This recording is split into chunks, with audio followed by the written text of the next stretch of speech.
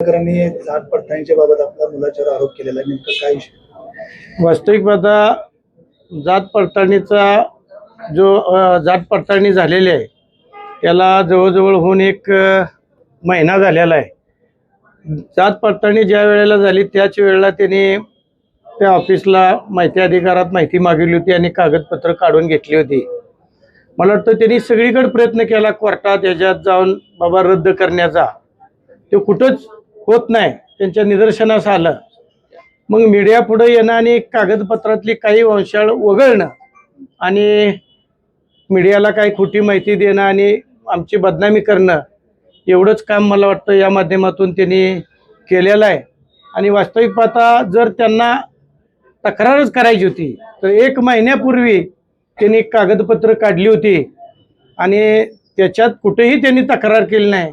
आणि आज आम्ही सभापती होणार म्हटल्यानंतरच त्यांनी मला वाटतं काल त्यांनी हा मुद्दा उपस्थित केला आणि मला वाटतं मीडियापुढं प्रसिद्धी केली।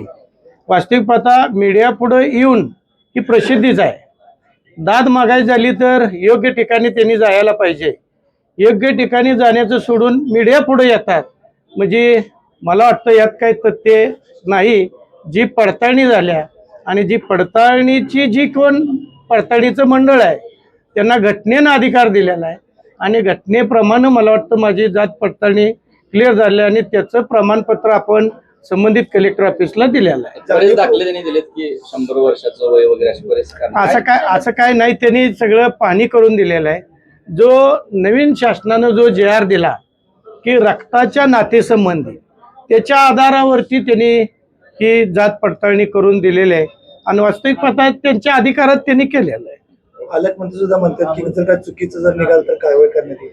नाही, चुकीचं निघाल्यावर कारवाई होतच राहते, चुकीचं निघायला पाहिजे ना।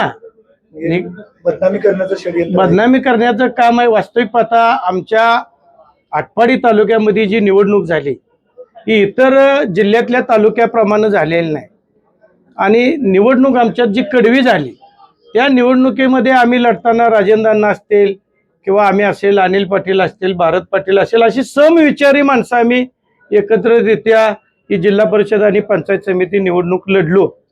या निवडणुकीमध्ये 4 जिल्हा परिषद पैकी 3 जिल्हा परिषद सदस्य आमचे निवडून आले, 8 पंचायत समितीपैकी 5 पंचायत समिती सदस्य आमचे निवडून आले आणि आम्ही निवडून आल्यानंतर समविचारी लोकांनी एकत्रितरित्या बसून ठरवलं की आपण जी वर जात असताना या निवडणुकीमधनं जिल्हा परिषदमध्ये कुणा संघ गेलं पाहिजे। मग जर आपण ज्याच्या विरुद्ध कडवं लढलो आणि ज्याने या निवडणुकीला रूप वेगळं दिलं, मला वाटतं त्या सगळ्या घटनेला कारणीभूत हे गोपीचंद पडळकर आहेत।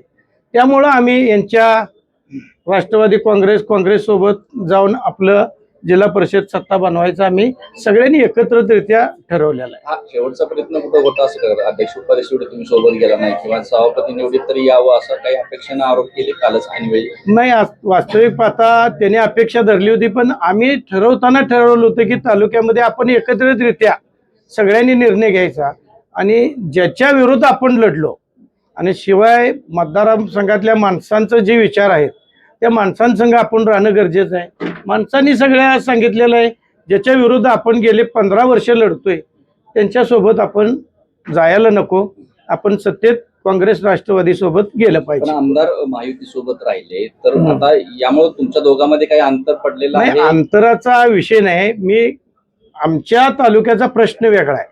आमच्या तालुक्यात मी मुळातच सांगतोय की निवडणूक वेगळ्या पद्धतीने लढली गेली, निवडणुकीमध्ये अनेक आरोप झाले, त्यामध्ये हा कुणबीचा आत्ता काढला, हा निवडणुकीतही मुद्दा होताच, ह्याच्या व्यतिरिक्त त्यांच्याकडे भाषण नव्हतं किंवा ह्यांच्या व्यतिरिक्त कुठलंही विकास काम सांगायचं नव्हतं।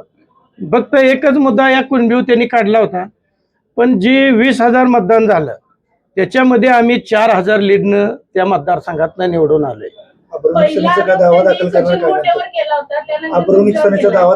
का नाही, यात कायदेशीर जरा माहिती घेतोय आणि अब्रू नुकसानीचा दावा तर निश्चितपणानं करणारच आहे, पण जरा माहिती वकिलाचा सल्ला घेऊन यापुढे आम्ही जाऊ। तुमची भूमिका आता पुढची काय असेल? म्हणजे पक्षासोबत तर तुम्ही आता राहिलेलं नाही आहात, महाविकास आघाडीसोबत, तुमची भूमिका वैयक्तिक तानाजी पाटील म्हणून कुठं असते? आता वास्तविक पाहता आम्ही शिवसेनेच्या चिन्हावर निवडून आलोय, बरोबर।